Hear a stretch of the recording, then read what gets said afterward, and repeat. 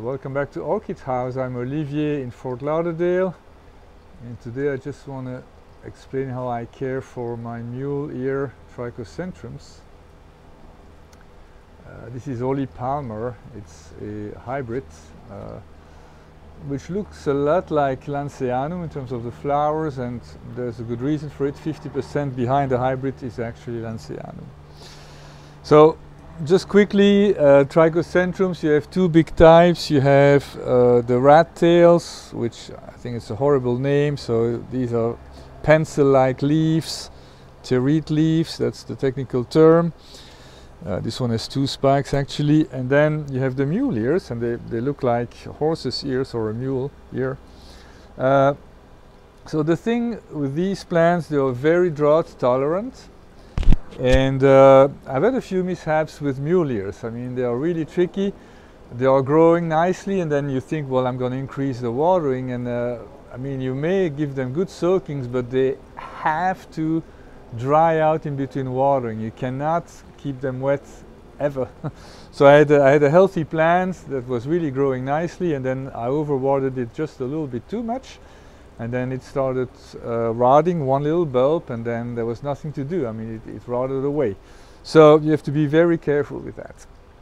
So the way I have two favorite ways of caring for them in terms of potting. So my favorite one, and you may have seen my recent video on tree fern fiber. This fiber is dry. You see, it's a light green, light brown, sorry. But I let it dry out, like I say, between watering, so it's going to stay like this. Especially tonight will be the coldest night we've had this winter, at 52 Fahrenheit, so that's like 10 Celsius. These are warm growers, so I definitely don't want the roots to be wet in any way, shape or form. But you can tell this has only been 7 or 8 months, and there's roots everywhere. So this is a very healthy plant. And when I bought it, it had that tiny little growth here that turned into a big beautiful leaf, and now I have the inflorescence. So it's mildly fragrant. Then two more examples. These are both species, lanceanum, very warm grower. And so I had two very small growths when I bought it. I bought it from a Taiwanese grower, and so it came bare rooted. And if you buy them from foreign vendors and they come bare rooted, I really strongly recommend you buy a plant that has a new growth coming, because these guys, they stay dormant for a while, and when they are dormant you should really be very careful in watering at all. You just monitor the plumpness of the leaves. These are still not plump enough, but I'm still navigating this. You see there's plenty of new roots growing, all these new roots, and that's exactly what I want.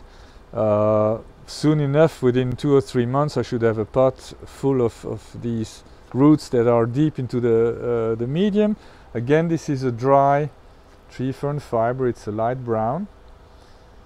And then we have another one here, carthagenensis, and that one actually is wet, so it's a much darker tree fern fiber. It's wet, but the same thing, I bought it from a foreign vendor, this one from South America, and I bought it with a new growth, and now I have these new roots, and so the plant is going to establish itself. So I think that's really important. And then another way to handle the fact that these are drought tolerant is to mount them. You know, I love mounting. So this is an undulatum, which actually grows in Florida as well. And when I bought it, it had 3 leaves, 1, 2, the biggest ones, and 3, this one broke off. It was kind of annoying, so I trimmed it. This was a very tiny growth when I bought it. It became a full grown leaf, and then this one came afterwards, and it's not as big, but I have 2 spikes, one here and another one there. So there's 2 spikes growing. So this is very healthy. The trick was, so I had this new growth. I put a pad of moss at first away from the bottom of the bulb and the leaf, so just on the roots. And I really watered it regularly, but it had to dry out every time. And so this type of growing is very successful, but you need to really monitor the plant constantly at first and be very, very mindful.